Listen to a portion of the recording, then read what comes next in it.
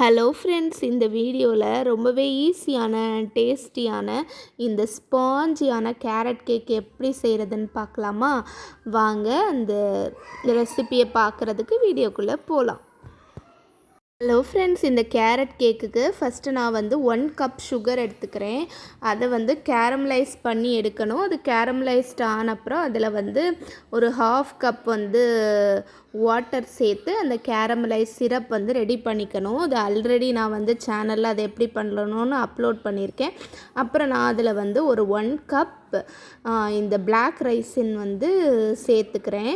நீங்கள் டேட்ஸ் வேணும்னா கூட சேர்த்துக்கலாம். பட் நான் இன்றைக்கி இதில் இந்த ரைசன்ஸ் தான் சேர்த்து அதையும் கொஞ்சம் பாயில் பண்ணி எடுத்தோன்னா இந்த ரைசன்ஸ்குள்ளாடி இந்த சுகர் சிரப் போய் உப்பி சூப்பராக வரும். இன்னொரு சைடில் நான் 2 கப் சுகர் எடுத்துக்கிறேன். அதுக்கப்புறம் 4 எக்ஸ் எடுத்துக்கிறேன். நான் கொஞ்சம் பிக் பேட்சாக செய்கிறதுனால இவ்வளோ நான் சேர்த்துக்கிறேன்.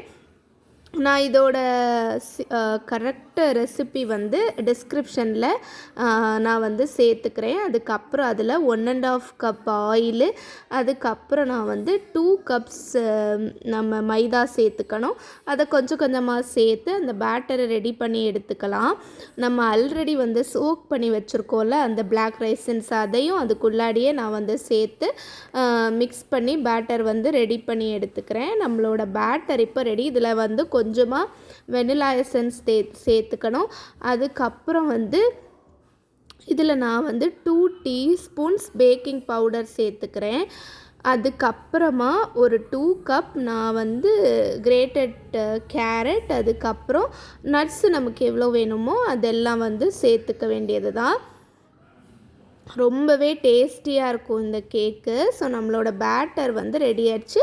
ஒரு 1/4 டீஸ்பூனுக்கு சால்ட்டும் இதோட நான் சேர்த்துக்கிறேன். ஸோ இந்த பேட்டரை நம்ம ஒரு ட்ரேயில் பேக்கிங் ட்ரேயில் ட்ரான்ஸ்ஃபர் பண்ணி 180 டிகிரியில் ஒரு 1 hour மேலே ஆச்சு. 1 hourக்கு அப்புறம் நீங்கள் செக் பண்ணி பாருங்கள். இது கொஞ்சம் டென்ஸ் கேக்னால கொஞ்சம் டைம் ஆகும்.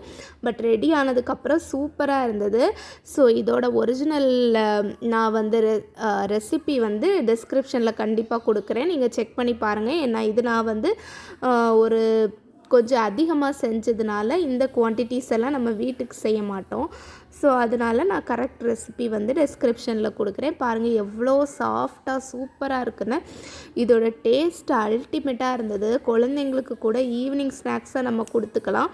ஒரு 4 to 5 days மேலே கூட அது வெளியே நம்ம வச்சுக்கலாம். ஒன்றும் ப்ராப்ளம் கிடையாது.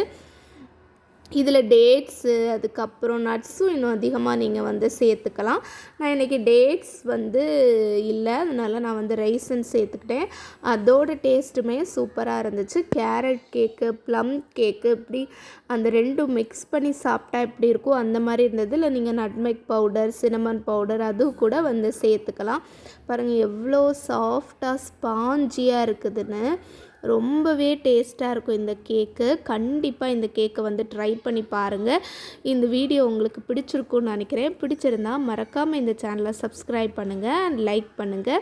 அண்ட் இந்த ரெசிபி ஷேர் பண்ணிங்கன்னா அது எப்படி இருந்துச்சுன்னு கமெண்டில் சொல்லுங்கள். அண்ட் தேங்க்ஸ் ஃபார் வாட்சிங்.